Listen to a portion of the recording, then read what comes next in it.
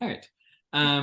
So the normativity of nature is at once a work of serious and ambitious Kant scholarship, but also a work attentive to issues in contemporary philosophy. And so what we aim to focus on in these questions is an understanding of the intellectual development that led up to this book. And then we also would like to address some of the philosophical themes that emerge from it as we see it. So as a first question, starting with your dissertation, The Role of Taste in Kant's Theory of Cognition, in the preface to that, you write that your interest in the third critique began with an interest in 20th century analytic philosophy, especially the attribution of the primacy of judgment to Frege in Thomas Ricketts's classic paper, Objectivity and Objecthood, Frege's Judgment. We'd be interested in talking some about this theme of the primacy of judgment and what you understand its philosophical significance to be, and then also its role in your intellectual development. Yes, well, great question. I should say that later I talked to Tom Ricketts about this, and he suggested, he was very nice about it, but he more or less indicated that he thought that I had got completely the wrong end of the stick about what he intended to do in that paper. So I had got out of that paper an idea that the notion of intersubjectivity and of being able to make normative demands on other people was somehow prior to the very idea of objectivity. And I think that that's what I thought about under the label of the primacy of judgment. So you might think that there's an objective world out there. Well, of course, there is an objective world out there. We know that. But you might think that there's an objective world out there and there are objective facts, and that the possibility of being able to make judgments, claims about how the world is a matter of us being able to come up with contentful judgments that match or don't match the way the world is. But that somehow the idea of an objective fact, of things being thus and so in the world, and this being an objective matter, the idea was, the standard picture, it seemed to me, was that was considered the basic thing, and the possibility of judgment is something that we have to explain in terms of a match between the contents that we come up with in our minds and what the world is like. But the idea that I found vaguely suggested in, or there in Tom Ricketts's paper, was the idea of the possibility of a reversal of that. And that it is because we can agree and disagree with one another in our judgments, that somehow the idea of agreement and disagreement in judgments is somehow prior to the idea of objective facthood. So I'm sorry, I'm kind of like going on about this at more length than than is maybe warranted. This is just your first question, but I'm going on about it at such length because it's really something that I'm continuing to think about and puzzle about. And so every time I try to formulate it, it comes out a bit different because of the way that I've been thinking about it. But I really do think that there is something to this, that the idea of an objective fact presupposes the possibility of us not just of there being this difference between just merely responding to the world and being able to make judgments about it, but where we can agree and disagree. So in a nutshell, that possibilities of agreement and disagreement in judgment are somehow more basic than, that idea is more basic than the idea of an objective fact. Yeah. Nate and I are also very big fans of that paper too. So we were interested when you mentioned it. Oh. Awesome. Oh, so what do you think? Do you think that I misread the paper, or I got something out of it that you don't think was there? Well, I will say, I think, and I was thinking of this because Nate mentioned to me in conversation recently an example from that paper that I remember after having studied it. And that's the example where Ricketts is talking about how between two diners, Ah, no yes. possibility of agreement or disagreement. Right. Yes. Delicious. I like that. Yes, it's a Oh, wonderful example. yes. Oh, that's Uh, it- disgusting. I haven't read the paper for decades, actually, I must confess, but that was exactly the part of the paper that I was thinking about. yes, And it has to do with Frege's anti-psychologism. right. And Yes. he suggests that Frege's anti-psychologism is based on this understanding of the difference between saying, yum, Yeah. and actually making a claim about something that somebody else can disagree with. And that when I read the critique of judgment, I thought, yes, this is what it's about, because of the distinction between the difference between judgments of the agreeable and judgments of the beautiful. Yes. So, out of curiosity, was Ricketts concerned when you talked to him about that one with, because as I kind of see that paper relative to some of the things he published after that, it's sort of a step along the way to a understanding that theme of the primacy of judgment, if you want to call it that, in say the Tractatus. And so that you kind of had a constructive way out of that, or saw something a bit more. Yeah, I'm so sorry. If I'd seen these questions in advance, I could have thought about it. I haven't thought about Tom Ricketts' paper for a long time, but what you're saying makes me want to go back and think about it some more and think about the connection with Wittgenstein, actually. But I'm just going to have to take a pass on trying to address We're what you're asking now. The thoughts you've got right now. So I guess moving into the second question, kind of builds on the first in a way, but draws it a bit closer to now. So in that preface, that same preface to your dissertation, you write that your interest in the primacy of judgment brought you to the first the critique of pure reason and then to the critique of judgment. So we're interested in your adoption of Kant in general, and this third critique in particular, as a companion to your thinking about judgment. And I guess you touched on that some in that last one, but what maybe motivated the shift to Kant, and what did you come to think that, Kant, or why, or how did you come to think that he'd be someone worth spending decades thinking about as you? Yeah. Well, actually, when I first applied to graduate school, I said that I wanted to work on Kant. And it wasn't that, to be honest, it wasn't that I was that interested in Kant. At the time, I was sort of very confused about what I was interested in philosophy anyway. And I thought maybe I was an undergraduate at Oxford from 1976 to 1980. And there was obviously the dominant theme was analytic philosophy, but it could seem a bit scholastic and nitpicking, and so continental philosophy seemed sort of more exciting and sexier, and I was attracted by that.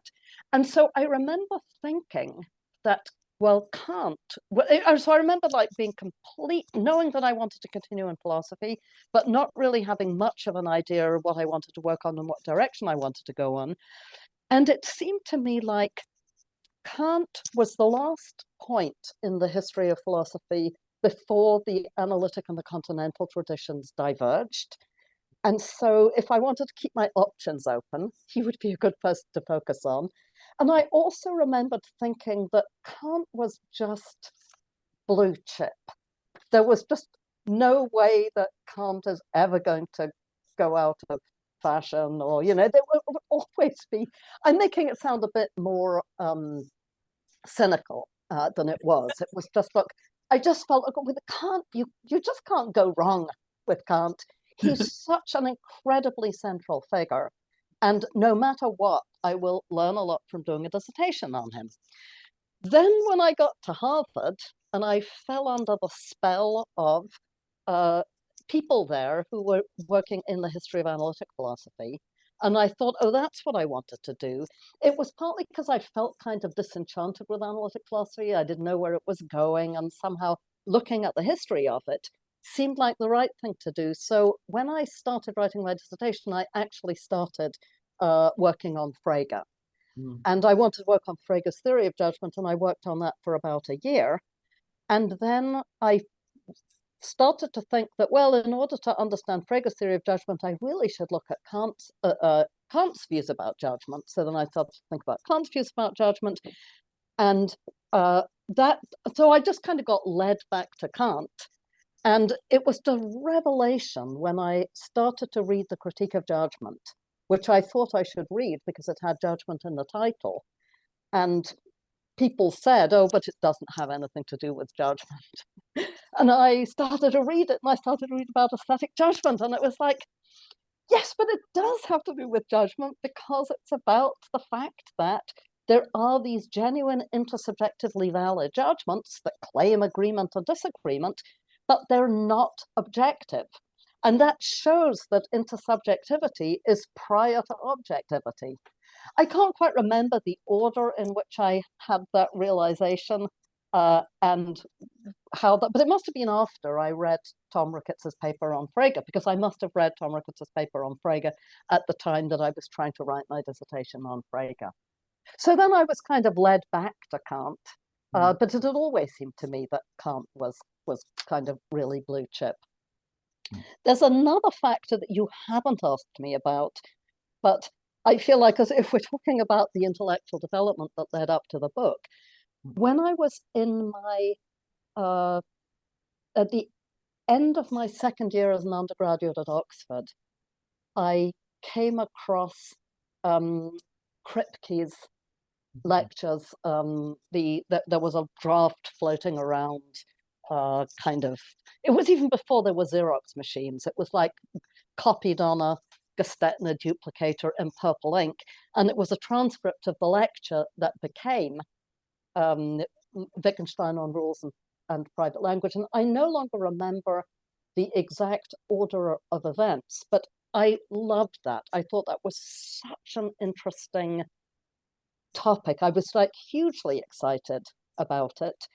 But somehow it didn't seem like a thing to write my dissertation on. I don't know why when I went to graduate school, but it was always in the back of my mind. And another thing that happened when I read the Critique of Judgment was, oh, and this is the answer to Kripke's rule-following skepticism. And I still think that. So my thinking has been remarkably continuous along these lines. That's cool. Yeah, that's interesting. I suppose, and I guess this is sort of, already in what you're saying, but just sort of to make the connection explicit, it seems then that, what you initially found so interesting in reading Ricketts's paper was in a way vindicated when you read the Critique of Judgment. This idea that the intersubjectivity of judgment is prior to its objectivity was that was then found when you studied the third critique. Right, but actually I did come to see judgment differently. So there has been, I think this has been a real shift in my thinking. I think when I started out, I was primarily thinking of the capacity to judge, the faculty of judgment. I was primarily thinking of it as in terms of the making of the sorts of judgments that, how to put this, that already have propositional content, that already contain concepts. So by judging, I was thinking of things like the sun warms the stone. It's a Kantian example of judgment of experience. Or that book is red. I was thinking of judgments like that. And as I was working on the third critique, I started to realize that for Kant, there's a more basic kind of judgment that doesn't presuppose concepts, but rather makes concepts possible. So he makes this distinction between reflective judging and determining judging. And both of them involve intersubjective validity. But I started to think that really what I was interested in and what was fundamental and what we find exercised in making judgments of beauty is reflective judging, which makes concepts possible. And that made for a much closer connection with the Kripke-Wittgenstein rule-following dialectic, because the faculty that makes concepts possible is also the faculty that is that enables us to, as Kant puts it, think the particular is contained under the universal, where the universal is not yet given. So it started to seem to me that the question that Kant is really engaged with in the Critique of Judgment is, how is it possible, given a bunch of particulars, but a finite number of particulars, to come up with a genuine universal, a rule, a concept? And that seemed also to be the issue that was that comes up in the Kripke-Wittgenstein rule-following dialectic. Interesting. Thank you. Yeah. And I suppose as a third question, starting to move into the normativity of nature after having talked some about your dissertation, you write in the introduction that when you wrote your, well, so I guess actually no, we're not completely a part of your dissertation. I forgot how I wrote this. You write in the introduction to the normativity of nature, you write that you wrote, when you wrote your dissertation, the idea of reading the third critique as a contribution to the theory of cognition was rather unorthodox, but that in recent years it has become more common. So we're interested in your thoughts about some of the ways that in which reading the third critique as a work in the theory of cognition has both changed and enriched Kant scholarship in recent years. Well, I think there's been a lot of good, really good work on the Critique of Judgment that that makes connections between, that people didn't used to make, between Kant's aesthetics and his theory of judgment in the first critique. So I think Beatrice Longness's work is an example of this. I think Henry Allison does this. Paul Guyer does it. And there are lots of more recent younger scholars who are making these connections. A thing, and also people have been, there's been much more. I mean, when I started my dissertation, almost nobody did this. But now I think there's a real effort to connect up themes from the Critique of Aesthetic Judgment with themes from the teleological, themes from the Critique of Teleological Judgment. I still find it somewhat disappointing that there are a lot of Kant scholars who work on topics in the Critique of Pure Reason, where you would actually think that looking at what Kant says in the Critique of Judgment would be really illuminating for those questions. But I sometimes I'm disappointed that I feel like not more people are going in that direction. But I'm happy that enough people are going in that direction. I'm hesitant to name names, like name more names beyond the very prominent figures that I've already mentioned, because I don't want anybody. I know I would listen to people and then then afterwards I'll go, oh no, this is up there on YouTube, and I didn't. How could I have forgotten to mention so and so? So I'm just being really careful here. Yeah. Yeah. No. Well, I suppose. Well, and I suppose I don't want to throw us off track, but and if I am, I would be happy to be corrected. But you mentioning Beatrice Longinus's work. Of course, we read and discussed with her her book on Kant and Freud, I, Me, Mine. And I suppose what I, on reflection about it and preparing for talking with you, what we thought, or I guess what came to mind for me, was that that work in filling out this account of nature and this account of, the sociality with that sort of conditions a person's being able to live in, the space of reasons, or lived in a normal life and so on, has certain affinities, at least it seems to me, with a lot of the interpretive work that you are engaged in writing on the third critique. But of course, Longinus is, sort of explicitly going to Freud for filling out that account. Yes. It doesn't seem like the third critique is as much of a major player, as it were, in that project. Yes. Oh, so that's a really, really interesting connection, which I didn't think of until this moment. But in a way, Longinus is interested in the relation between sort of Kantian normativity and naturalism. Yes. But it's interesting that she sees Freud as kind of, in some ways, a sort of naturalization of Kant. But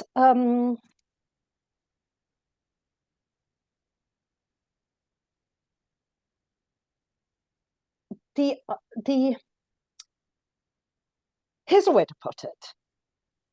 I think of Kant in a certain way as being already more naturalistic than Longinus, because in that book she's so focusing on the first critique.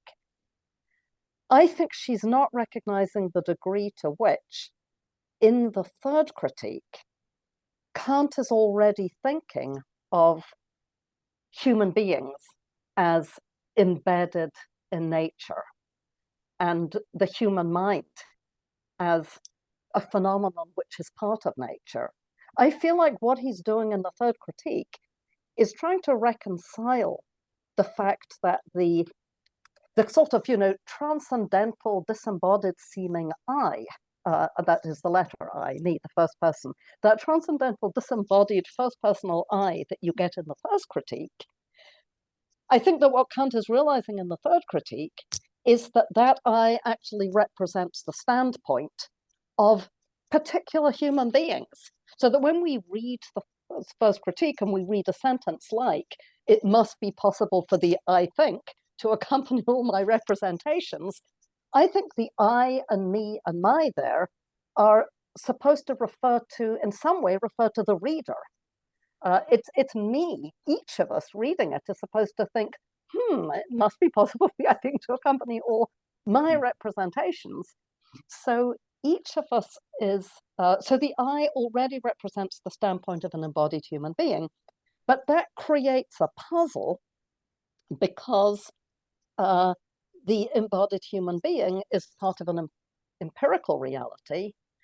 And on standard views of reading Kant, that means that it should be solely subject to causal laws. So a way of putting what it is that he's trying to do with the idea of judgment is to explain how it is that even that there can be the sort of spontaneity and normativity expressed by the I think, that can be realized in nature. So there's one essay where in the book, where I actually engage directly with Longinus on this, and it's called something like, I think it's The Appearance of Spontaneity. And I take issue with her view on the grounds that her reading of Kant doesn't sufficiently accommodate this problem about how I can be the standpoint of a human being who's causally affected by objects. Yeah. Well, yes, I should say that is really one of my I found that to be one of the most stimulating papers in the book, because it's such an interesting topic, isn't it? Of course, yeah. And then but the specific perspective that the third critique brings to that topic is what makes it unique, because it's I mean, of course, and I apologize. There's another question that we should probably ask, but the in recent years, certain people have taken, Kant's thesis that, the I think, refers to this spontaneous transcendental subject actually to be onto something right in philosophy. That's something that Irad Kimi has said, and Sebastian Grudel also in different ways. And so, but this is in a way kind of very different, because when, Strawson and later McDowell were doing the work of putting Kant into dialogue with Anglophone philosophy, this was in a certain sense a subject of almost embarrassment or concern that, like, how are we going to get this transcendental subject who's spontaneous and so on into the empirical world, and how are we supposed to make sense of this as something that empirical subjects, people like us, of course, are going to be engaged in. But anyway, I guess bringing the faculty of judgment as it is articulated in the third critique to bear on this question, which is what you do in that paper, I don't know, I suppose it's different from, Longinus is engaged in a similar project, of course, in her book on Kant and Freud, but it was a unique perspective that I think provided a new solution to the problem, as I've been founded in the literature and so on. But anyway, thank you. Yes, of course. But then that's the person who have the question. Sorry. Oh no, that's fine. I'm enjoying the discussion. But so picking up on this sort of thread of the position of your work in relation to that of others, of course, understanding of the third critique in the Anglophone world has been greatly influenced by the work of quite a few people, but among them, Geyer, Allison, etc. So both in your dissertation and in your book, you engage with these interpreters. So we're interested in what you take to be some of the strengths or sort of core insights in, say, Geyer's interpretation or Allison's, that makes it worth engaging with, and then maybe what you take to be some of the points of weakness that require further interpretive work, or your own. Well, I should, first of all, by way of caveat, I should say I have not been thinking about these issues for a long while. So I'm kind of like, I'm dipping deep into the memory bank at this point. I do want to say I feel like Paul Geyer's, that when did it come out again? 1979, I think. That was such an important book, and a hugely, hugely valuable book. I really think he was the first person to consider, to give the arguments and the text of the Critique of Aesthetic Judgment the respect they deserved. He was the first person really to bring a kind of analytical philosopher's clarity and thoughtfulness and just willingness to ask, what exactly are the arguments here? How do we make sense of them? And really, really try to come up with a coherent and detailed and extremely well worked out, and historically also very well documented account of Kant's arguments. I just feel like I would be nowhere without that book.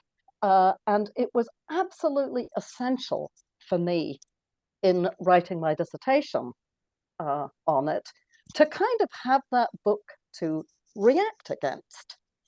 Because I thought that the method was absolutely impeccable. I just felt like he'd got the interpretation wrong. And the core of the disagreement had to do with how you think of the relation between the feeling of pleasure and the judgment of beauty in a judgment of taste. And I felt like he'd he'd overlooked this kind of radical thing, that Kant was trying to do something much more radical than he allowed. So I do think that the alternative interpretation that I came up with, which is that the pleasure and the judgment are the very same thing, and that the pleasure just is a kind of self-referential judgment in which you claim the universal validity of the very state of mind that is the making of the judgment. And then I had these reasons why that would be a feeling of pleasure. And now I forgot the beginning of that sentence. But the interpretation that I came up with, I do think that it was informed by this, this idea that I had about why the judge, that's kind of like Ricketts on Frege and Kripke on Wittgenstein informed idea that Kant was actually doing this kind of like very radical, exciting cognitive thing in the Critique of Judgment. And so it was because I was reading the Critique of Judgment through that lens that I think that I came up with the idea of this interpretation of Kant's aesthetics that was so different from Paul Geyer's.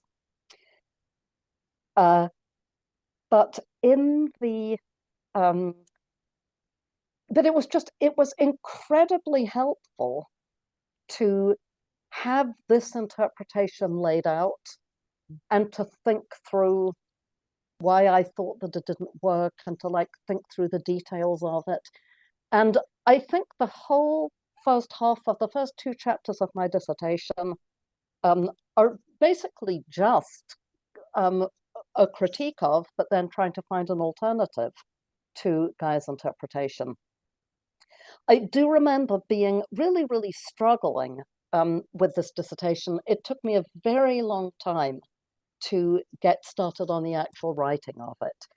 I was reading all of the stuff about empirical conceptualization. I was reading all of these manuscripts. I was full of these sort of big ideas about the primacy of judgment. But I was sort of like completely at sea and didn't know where to begin. And the only way that I was able to start writing my dissertation was I got this, it was great advice from my husband, the Kant scholar Daniel Warren. And he said, well, I was just tearing my hair out over my dissertation. I'm never going to be able to do this. He said, well, you've been reading Paul Geyer's book and you don't agree with his interpretation. Why don't you just try writing about that? And so I thought, okay, maybe I'll just write a dissertation. It will be a perfectly respectable dissertation that will be kind of a critique of Paul Geyer's interpretation of Kant's aesthetics. And that's just what the dissertation will be about. And that got me started writing. And then before I knew it, I had 2 chapters and then, well, not before I knew it, it took a long time to write those 2 chapters. But even so, that really helped me orient myself. I'm sorry, I'm not exactly, I just wanted to say, I just have a huge amount of admiration for that book. And I think it was incredibly important and nobody had ever tried to do anything like that before. Donald Crawford, in his 1974 book, he actually had a view that was somewhat similar to Geyer's, but it just wasn't nearly as thoroughly and carefully and thoughtfully fleshed out. Fascinating. That account of the... Sorry. No, maybe too much information. But... we love as much information as we can provide, because again, it's interesting to learn about the development of thinking about this text and the how you came to it, right? Yeah. We're interested in how people move through the but in a way that the memory of the kind of like struggles and trauma is much more vivid to me than the memory of the actual philosophical details. I realize.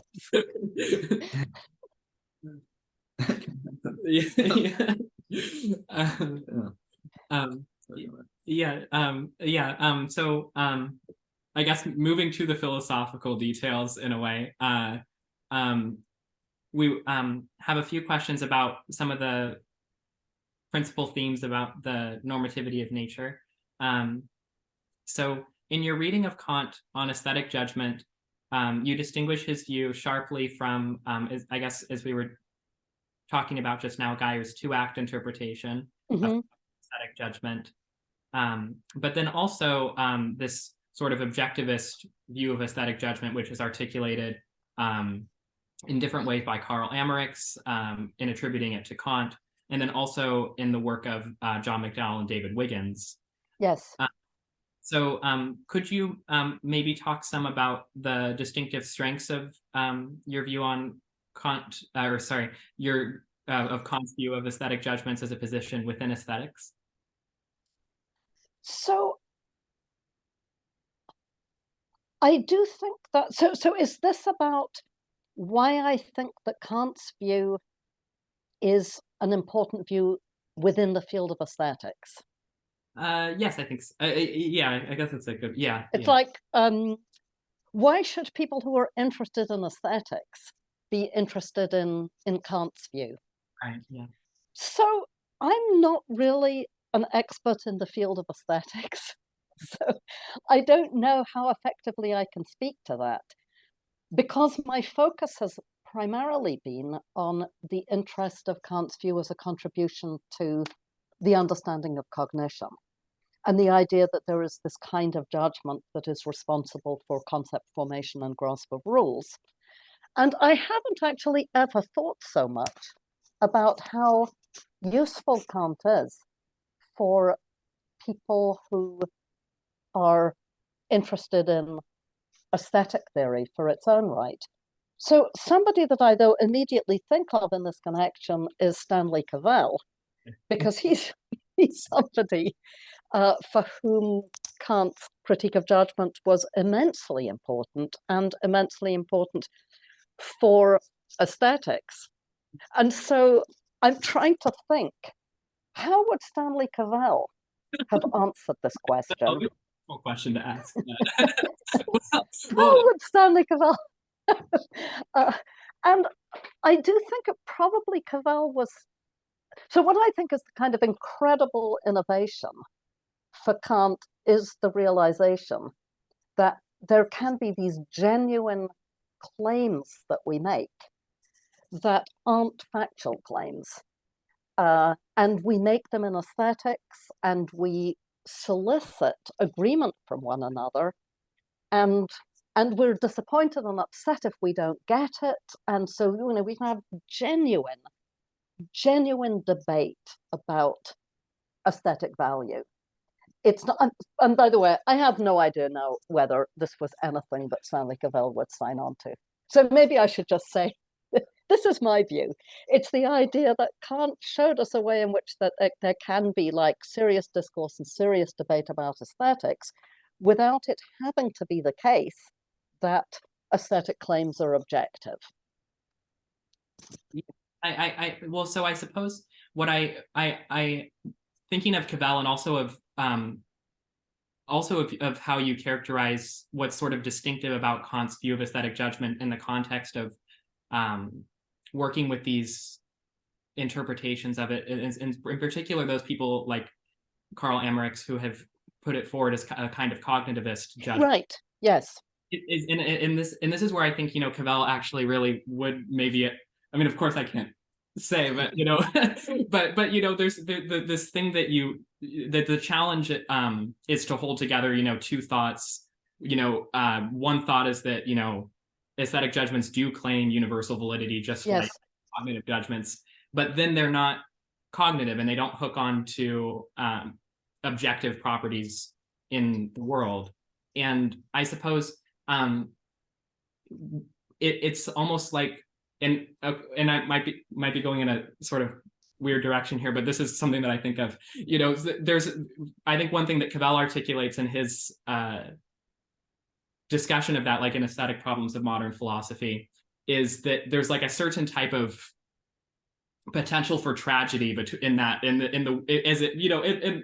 sense that because of the way it characterizes aesthetic discussion, or the discussion about value, or not perhaps about value, but about aesthetics, because as you say, we can have genuine discussions about it, but there's not in the way that there might be in a cognitive judgment the possibility of coming to some determinate endpoint or some determinate agreement between subjects. And so if you and I, say, are discussing a painting or a piece of music, there's the real possibility that I might, see something in it that I just am unable to get you to see in it. Yes. Perhaps the reverse. And I suppose it's almost like that's what's really profound about Kant's holding together those two aspects of aesthetic judgment and challenging us, I suppose, to do something like, and it's almost like by doing some sort of cognitivist interpretation, we're chickening out in a sense. Yes. I do think that in a way. I mean, I feel like you're taking something that's actually a feature and sort of like acting like it's a bug. Just, oh, we've got to go, we've got to land on one side or the other. We've either got to say that it's subject or it's... No, the whole point is that judgments of beauty they're not objective, and yet we can make these claims. Right. But I keep coming back to the idea that Kant's... I'm sorry, you didn't actually say this, but sort of indirectly you said something about... You sort of insinuated that for Cavell, there is a kind of tragedy that we may never be able to, people may never be able to come to agreement on this. I'm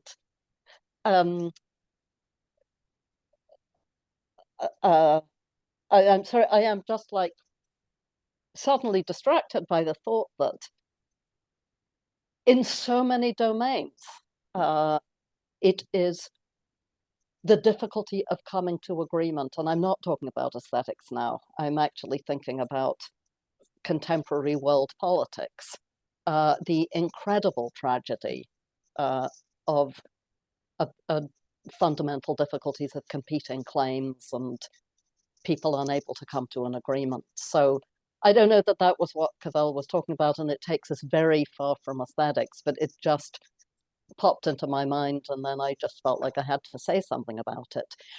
But this lack of this difficulty of coming to agreement, or the idea that there may be issues where there can be genuine debate, but yet no possibility of relying on universally accepted criteria to resolve the debate, so that we may have to live with the reality of these insoluble and non-adjudicable debates. It's incredibly pervasive. And I think it's also, in a way, the topic of Wittgenstein's rule-following considerations, where you imagine the aberrant pupil who goes on differently, and there's nothing that you can say to him.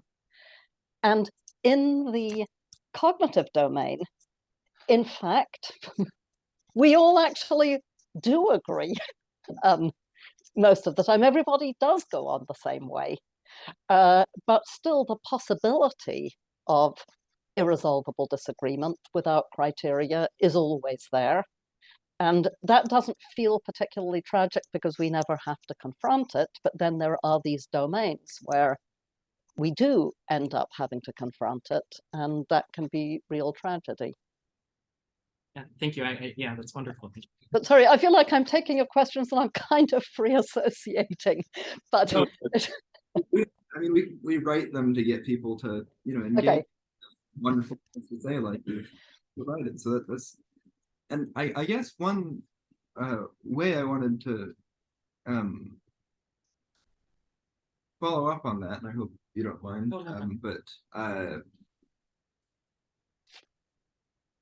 so you said that you don't like aesthetics is not your primary field, but you of course you do work on the critique of judgment. And I remember, or I recall you saying in an interview on that 5 Questions podcast that you've spent a lot of your life playing music.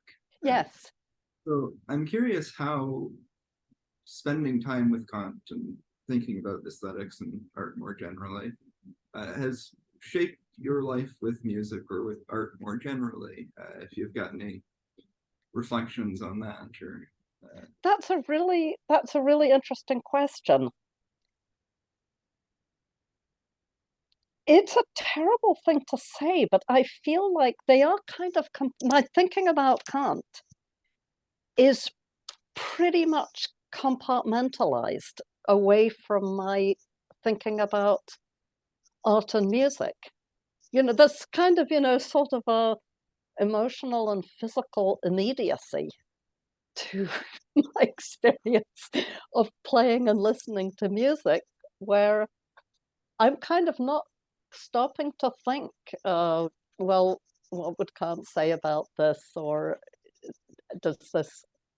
I do feel like reading Kant has influenced, and reading the Critique of Judgment in particular, has influenced not my thinking about art and music as such, but, for example, the approach that I take to questions about decision making. Even things like in my department, when we're trying to come up with rules for what courses should qualify for what requirements in the graduate program, for example. I think my reading of Kant has made me much more sympathetic to the idea that you need to leave space for judgment. You're not going to be able to come up with watertight rules that are going to provide an absolute criterion for everything. So I've become more kind of respectful of the idea that while of course that you've got to provide reasons and justifications, there's always got to be a space for judgment. But as I'm talking, I'm trying to think whether there are any places where that sort of feeling has an effect on how I think about art and music. And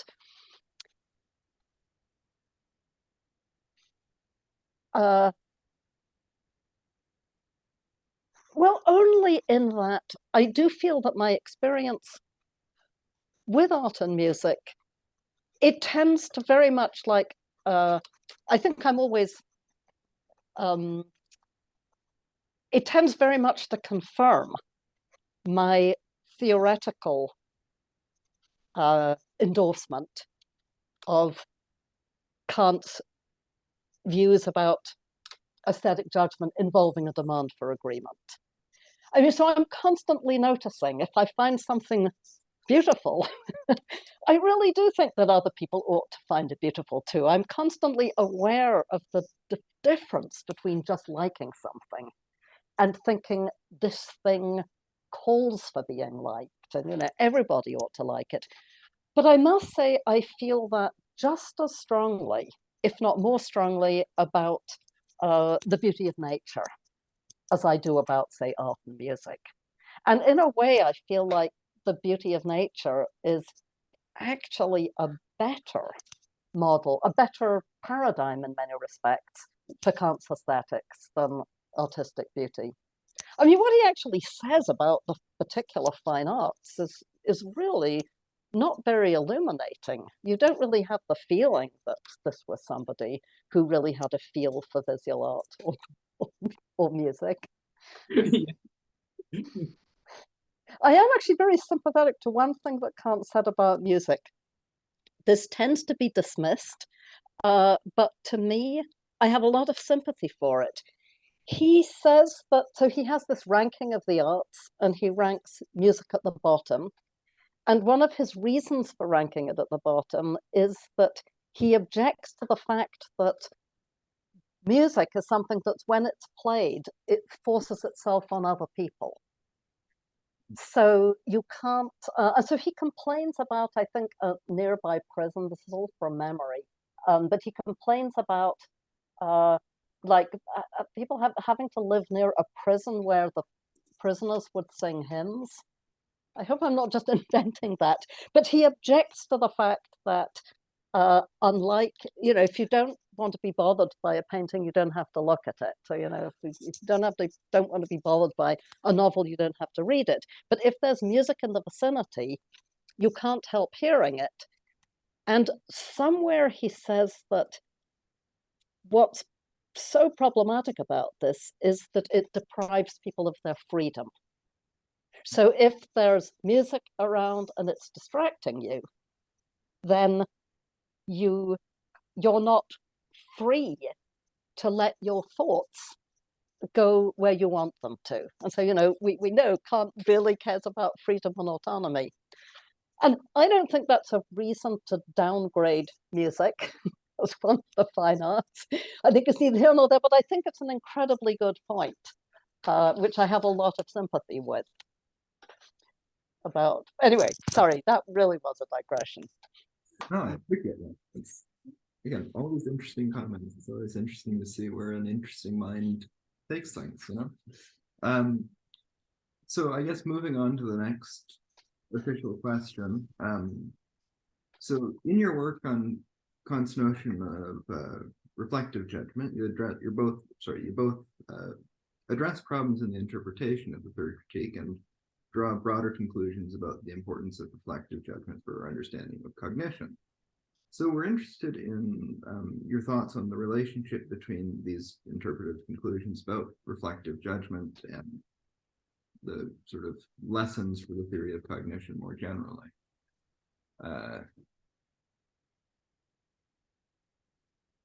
So the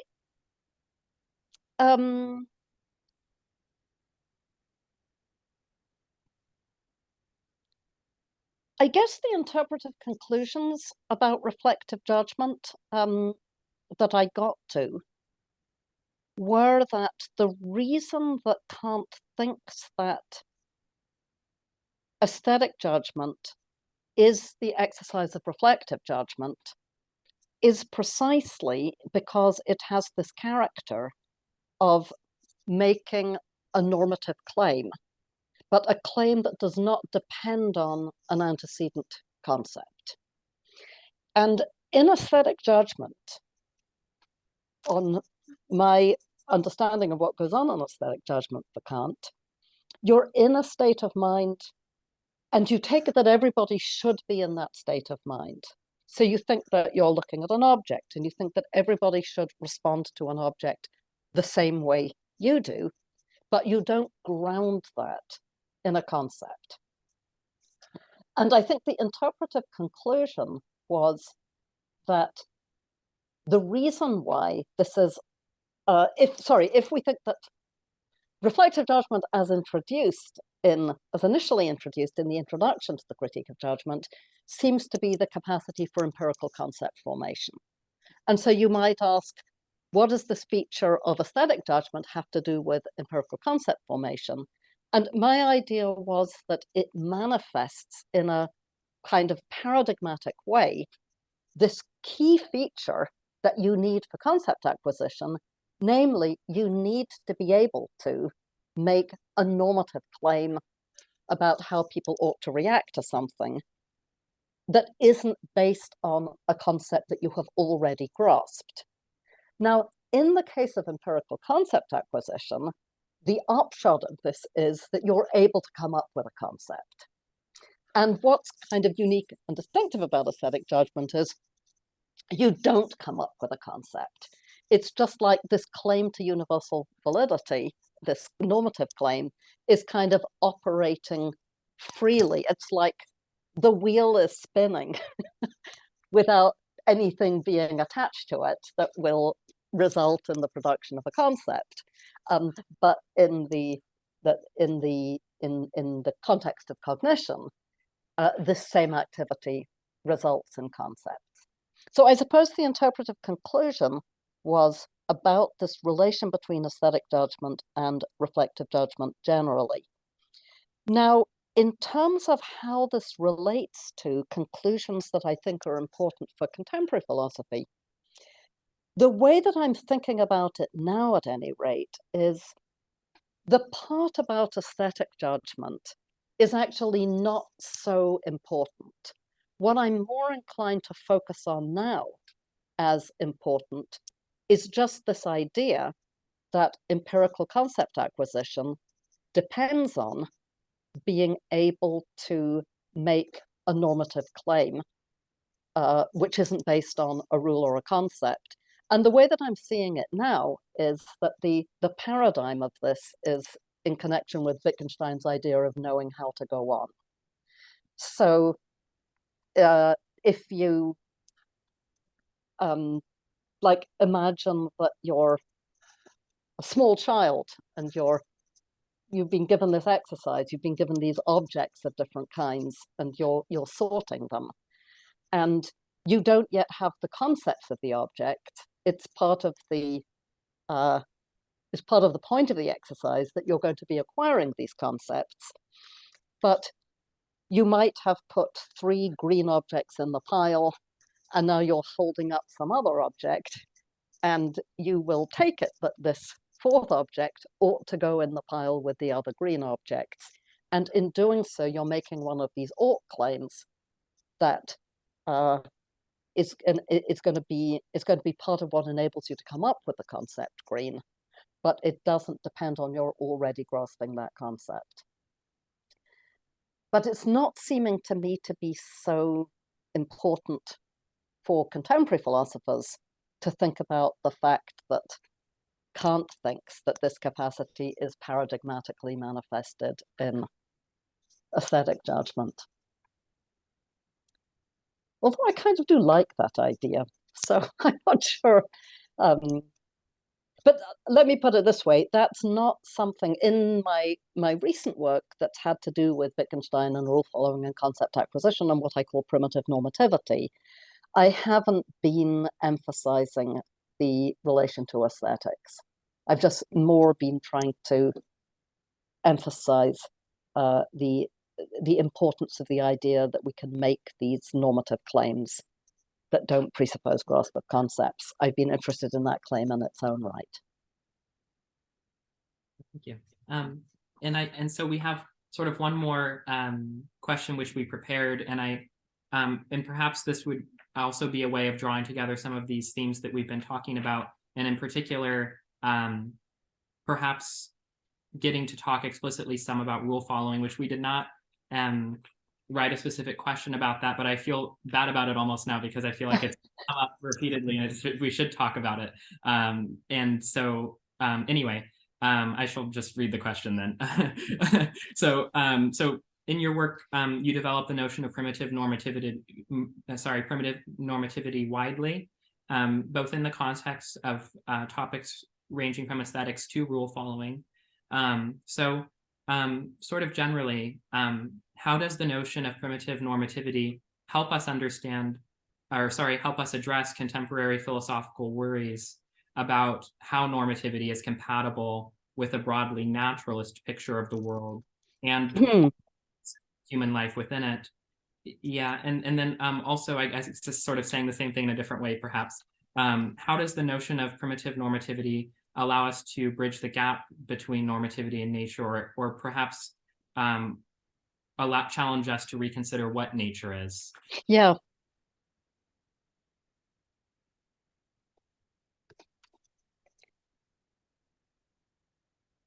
So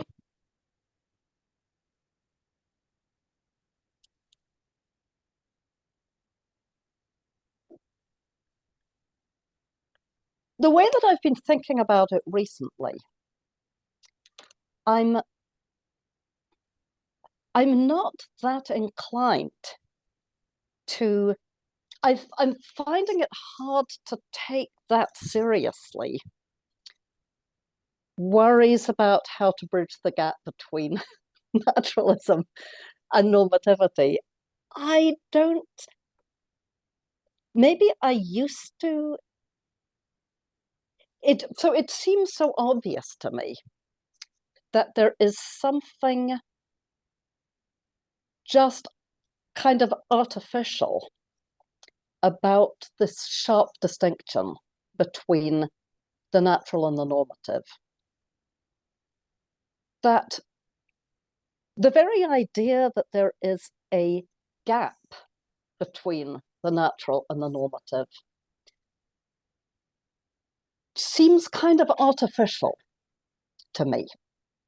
And maybe it's just because I've been sufficiently influenced by philosophers like John McDowell, who just kind of take for granted that nature has normative aspects and that you can talk about normativity without going to some kind of like woo-woo, metaphysically dubious, weird, and speculative domain. I know this has been seen as a problem, and I honestly can't remember. I may have seen it as a problem myself. I actually don't remember, but maybe it's just because I've been thinking for so long along lines influenced by the third critique that it's just, I can't take seriously the problem of a gap between the normative and the natural. I do think that primitive normativity is an important idea. I'm working on it kind of even as we speak. And I do think that it helps us address worries, but not that worry. So as you were doing the first formulation of this question, when you said, how does primitive normativity help us address worries about? The first thing that popped into my mind was rule following skepticism, because I think that primitive normativity is the answer to worries about rule following. That's kind of where I see if it plays a problem-solving role, that's the problem that I see it as solving. I could well imagine, though, I mean, many people really don't take the problem of rule following that seriously. They think that it's an artificial problem. And I could well believe that maybe in a couple of decades, I'll think that too. It will start seeming so natural to me that, of course, there's such a thing as following a rule. And, these people who thought there was a problem about it, there's just something completely artificial about that. I can imagine that happening. But I'm not there yet. I'm seeing it as a problem that has to be addressed, and primitive normativity is seeming like an answer to that.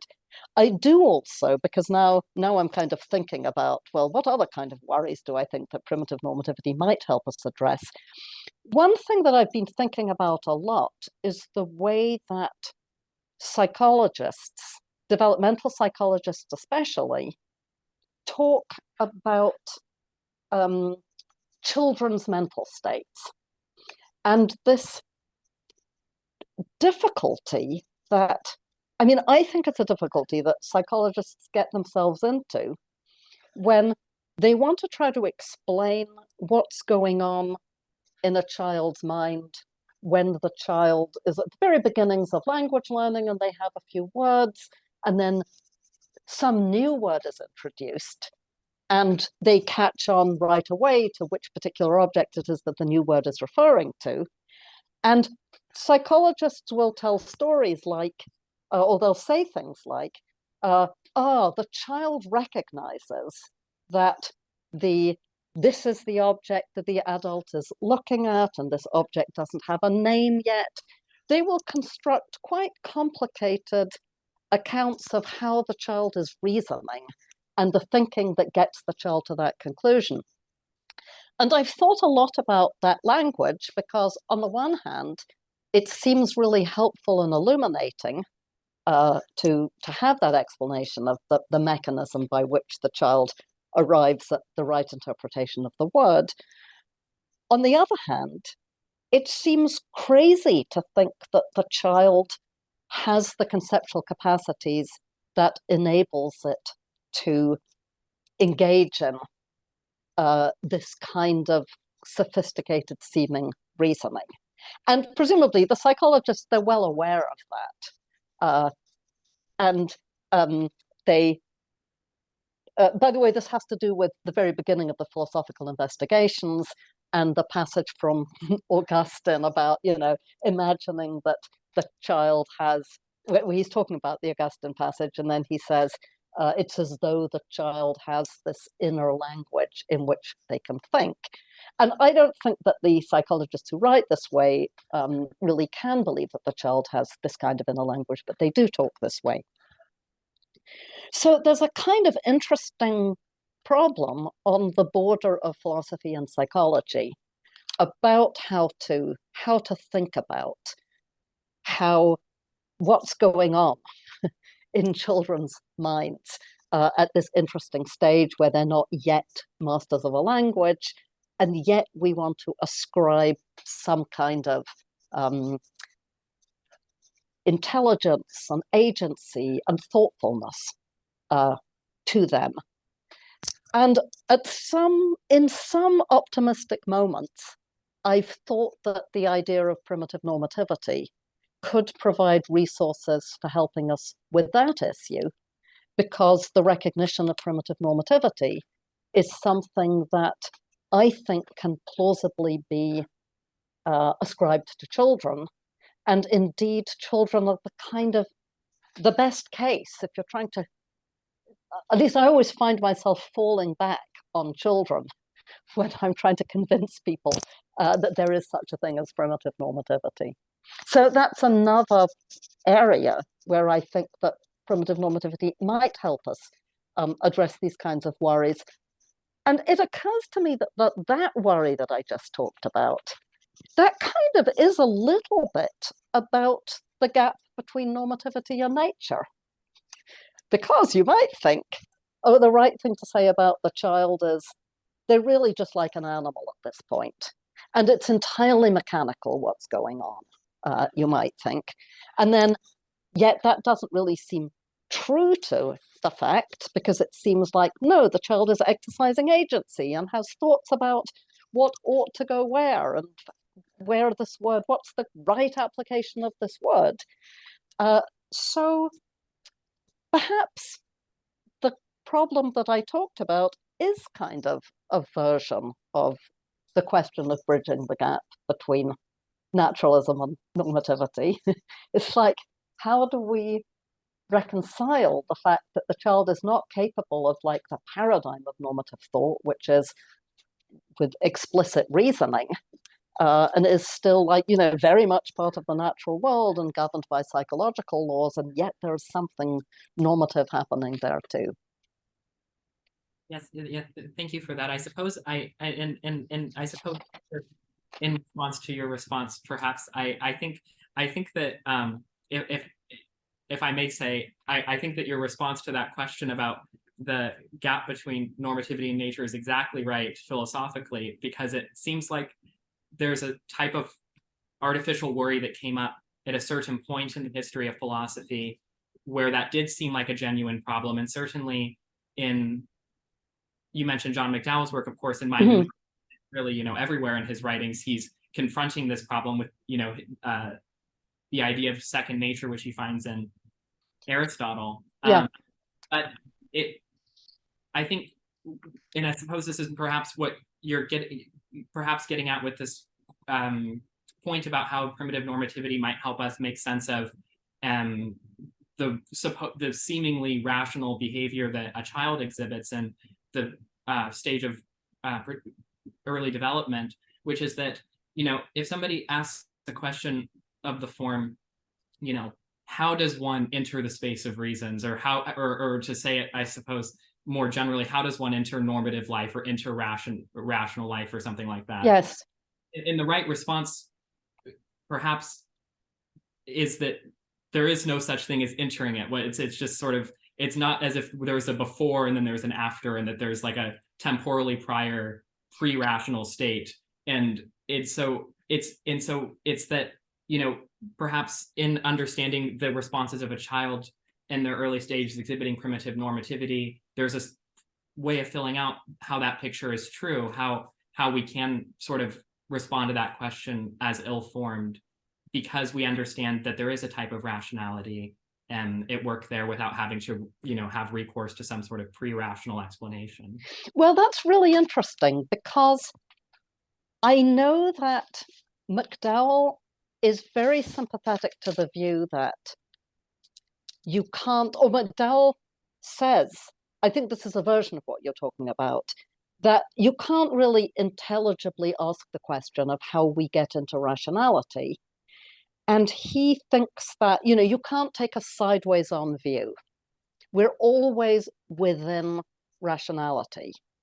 And there's a number, so Sebastian Rödel, for example, he has this lovely essay about education, where he is making the point, or he's arguing the claim, that it's rationality all the way down. And he has this line, which I really like, even though I don't think I agree with it, where he says that when the child is kicking in the crib, its legs are already rational legs. It's just, and then I think I'm afraid to speak for him, but I may just be giving a caricature of his view. But I sort of associate this with sort of Aristotelian idea that there's rationality and potentiality. And I think more from talking to him than from reading his work, although I'm sure it is in there. I think Matthew Boyle is another person who has this kind of view. It's rational. I think Jim Conant has this view. It's rationality all the way down. And this is of a piece with the criticism of the layer cake model, that rational capacities are layered on top of this pre-rational stuff. So I love and admire and kind of like deeply want to be in the camp of all of these philosophers who I so greatly admire. But I want to dissent because I actually do want to say that there is a pre-rational level where what you have is normativity without rationality. And I do believe that you can't get outside normativity. So, I might even be prepared to say something like the child's legs are already normative legs when they're kicking. But I don't want to say that they're rational legs, because I want to say that rationality is something that kicks in when we're masters of a language. And that I think there is this kind of caesura, there's this really sharp, even though it happens in a temporally extended period of time, it does not happen overnight, obviously, but I still think that we can make this conceptual distinction between the pre-linguistic and the post-linguistic world, but the pre-linguistic world is still characterized by normativity, but it's not characterized by reasons. So it's certainly not as elegant as a position where there's rationality all the way down, but I think that it's kind of true to one insight that I think is really important, which is the totally transformative character of language. So all these things happen, but only when you're master of a language. And I think it's a mistake. And it's exactly the kind of mistake that Wittgenstein is diagnosing at the very beginning of philosophical investigations when he's criticizing the Augustinian model.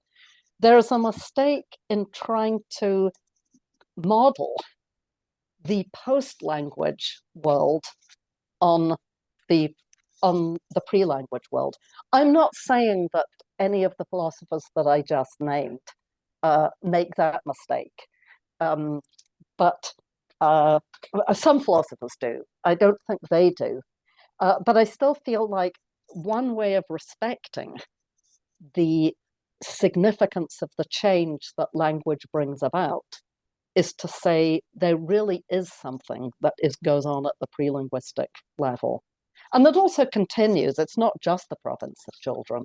It's like adults continue to have access to it. So in a way, I do believe in a kind of layer cake. It's a two-layer cake. there's the normativity layer, and then the rationality layer is built on top of that. And that seems to me to, in a way, echo something you were saying earlier with respect to Ricketts and the question of judgment, an idea of judgment as this normative notion prior to the having of a objective content, right? Yes, exactly. Yes, I really do think that those two things are really, really closely related. So in the aesthetics, in the case of aesthetics, I think what we have is a window onto the normativity that is prior to the rationality. Oh yeah, the last thing that I wanted to say in justification of this my defense of kind of this two-layer cake model is that I do find support for this in the Critique of Judgment, because Kant is really at pains to distinguish the faculty of judgment from the faculty of reason. And the exercise of judgment doesn't depend on reason, at least it doesn't depend on reason in the narrow sense. So to some extent, I'm kind of looking to Kant for some kind of authority, a little bit of an argument from authority, and maybe this is heretical, but sometimes I think that I see this in Wittgenstein as well. Although it's very, I feel like one risks being heretical, or one is in dangerous territory when one attributes any philosophical view to Wittgenstein, so maybe I shouldn't. Yeah. Oh, we've been busy. Yeah, no, I know we're going to stop recording at some point, but do you want to just do it? Okay. Oh, like conclusion. Oh, yes. Okay. Yeah. So those were the end of our official. Oh, okay. Great. Yeah, Nate was right. I need to make sure it was a nice framing, you know.